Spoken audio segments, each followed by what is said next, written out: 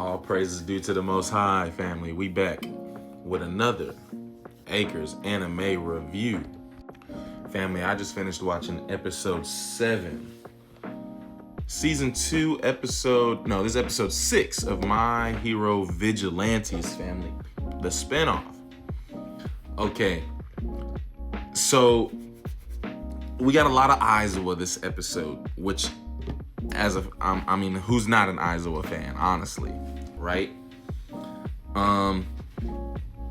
At first we seen Aizawa helping Koichi, and I just want to take a moment, family, to highlight my opinion. It looks like Aizawa was actually kind of messing around with Koichi. Like he genuinely F with bro. You know what I'm saying? Like at first we seen, Fat Gum was kind of cool with Koichi.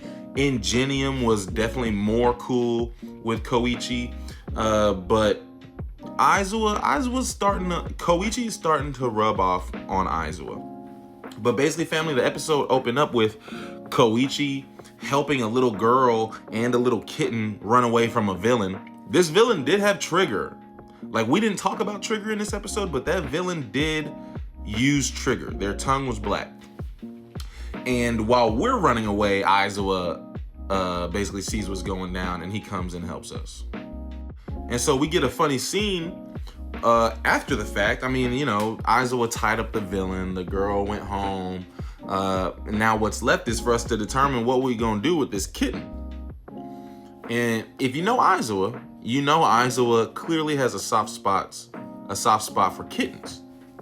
And so he's low-key grilling Koichi. He's like, you got time to take care of him? What happens if you need to take him to the vet? What happens? Like, cats be living like 20 years. Is this the type of timeline that you can expect to be responsible for this thing? Aren't you a student? Like, how are you gonna be able to care for this thing?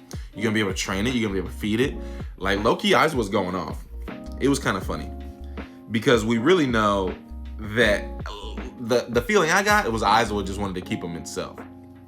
Maybe not, but we do know Aizawa enjoys kittens. We also got a scene of Midnight. This actually happened before the chase, right? Where Midnight calls Aizawa and is basically saying she's already teaching at UIW, at UA, and she's loving it. She's talking about what's his name? Present Mike, family. I was struggling on that name. Present Mike. Midnight is telling Eraserhead she's already teaching, she's loving it. Present Mike is going to be teaching next semester. So she's like, hey, maybe this is what you should be doing. But Eraserhead's like, yeah, I didn't really enjoy school like that, and that's not really like how I envisioned myself. And so this gets us, family, like the whole second half of this episode is Aizawa's, like, it's a flashback to Aizawa's high school experience. And kind of like, this is kind of like an origin story, because by the end of the episode, we understand why Eraserhead, plays his role the way he does, right? And so the flashback was cool because honestly, maybe it's just me, I'm a Deku fan, I'm biased about Deku. I saw a lot of Deku in Aizawa in this episode. I can't lie to you. Because, well, obviously Deku has a very flashy quirk. It's All Might's. Eraserhead does not have a flashy quirk. So what that means is that his fights, compared to everybody else, look really boring. Because he's erasing your quirk, and he doesn't have this flashy, dynamic quirk. It's just his eyes. He's just like activating a Sharingan, but physically, he's doing normal human stuff. What he's making you do physically is normal human stuff because your quirk's not working. And this even got, I'm jumping ahead in the flashback, but this even led to an altercation between Eraserhead and another student, because he's like, man, like, why are you're being lame. He didn't say it, but the energy he's giving. You're cheating. This isn't fun. Like, you're getting on my nerves. obviously this guy had some like cool explosive quirks, like, you know, and his personality reminded me of Bakugo a little bit, right? But so Eraserhead's like, well, what do you want me to do about it? Right? I'm just trying my best. And then that family, in addition to that family, obviously we got a lot of Present Mike and Eraserhead and Shirakumo, right? Like they were the three amigos, right? They were the triplets, right? But low key family, Aizawa is the one who has to work harder to find the right fit, right? We had their homeroom teacher. First of all, their homeroom teacher is reminding the whole class, hey guys, work studies are coming up, but you three don't have a work study. Through these three hanging out, at the end of the episode, they find a work study. But before then, you know, their homeroom teacher is having other teachers like look at them, give them advice, and help them find a fit.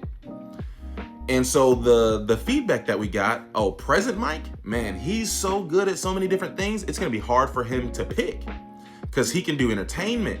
He can fight criminals. He can really do anything he wants. They're saying it's gonna be hard for him to settle down on one thing. Shirakumo, they're like, man, he's got a really bright personality. His test scores and like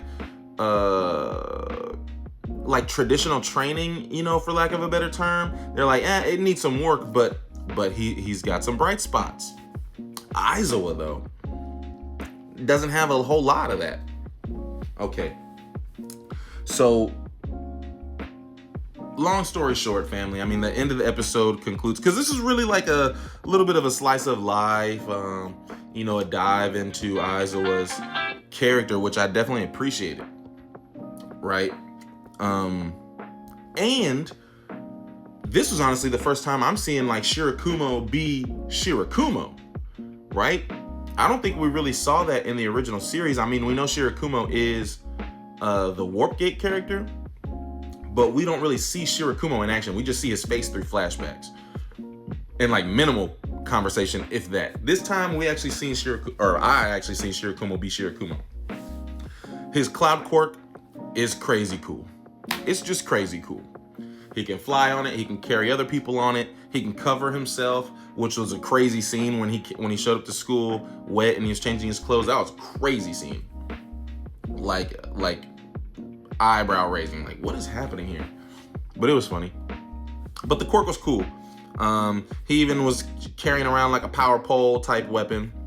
But family, so I didn't know also that Midnight was a year over these three fellas, and so they're hanging out basically on lunch, just being the three amigos. Midnight comes back and she's like, hey, you guys aren't allowed to be on the roof. And she's like, well, I'm just coming back from my work study and turning in paperwork. We start talking about the cat, this, that, and the third. I mean, all that's just kind of fluff, right? And enjoyment. But the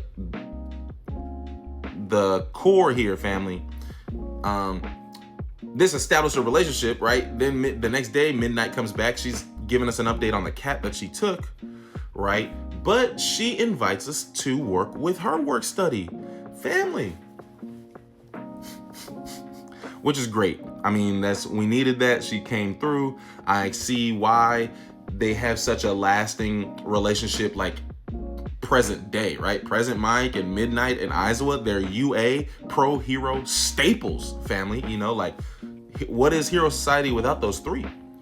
But family, the work study is with Prince. They made Midnight's work study hero Prince, the artist formerly known as Prince, Purple Rain Prince. What? What? That threw me at the end of the episode. All praises due to the Most High, family. Peace and love.